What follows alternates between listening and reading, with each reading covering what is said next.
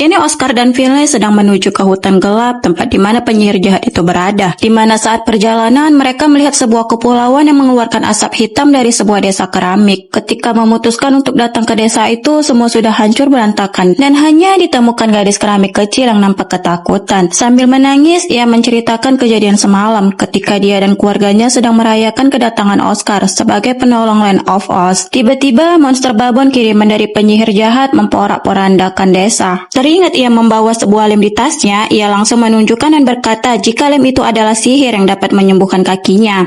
Untungnya lem itu bekerja dengan baik, sehingga bocil keramik itu bisa berjalan seperti sedia kala. Saat Oscar ingin kembali melanjutkan perjalanannya, tiba-tiba bocil keramik itu memaksa ikut dengannya ke hutan gelap. Apalagi sekarang dirinya sudah tidak memiliki keluarga. Awalnya Oscar menolak karena misinya terlalu bahaya, tapi ketika bocil itu memohon berkali-kali, akhirnya dia pun mengizinkan ikut. Setelah melakukan perjalanan begitu panjang, kini mereka bertiga tiba di hutan gelap. Baru saja jalan memasuki hutan, tiba-tiba mereka diserang oleh bunga-bunga pemakan daging. Dan untungnya mereka bertiga berhasil menghindar dan kabur dari sana. Di waktu yang sama, tidak sengaja mereka melihat penyihir jahat yang mau membuka sebuah gerbang.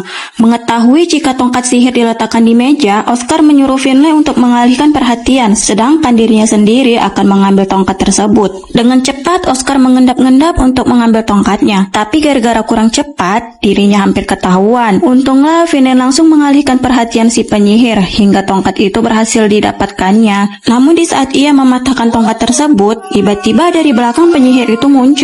Dan anehnya lagi, ia tidak menyerang mereka, malah membuka tudung jubahnya dan senang ketika melihat Oscar si penyelamat sudah datang. Merasa bingung apalagi wajah Linda mirip mantan kekasihnya dulu. Lalu Oscar bertanya dan ternyata penyihir jahat sesungguhnya adalah Evanora. Dialah yang telah membunuh raja dan menuduh Linda yang melakukannya agar tahta raja bisa dia kuasai. Sementara itu ternyata Evanora memantau Oscar dengan bola kristalnya. Namun ketika adiknya datang, Evanora menciptakan kotak musik yang sama dari serbu ajaib. Dia berusaha memanipulasi adiknya agar dia merasa sakit hati dan dendam kepada Oscar karena telah membohonginya. Apakah rencana Oscar dan Linda selanjutnya? Next part tetap di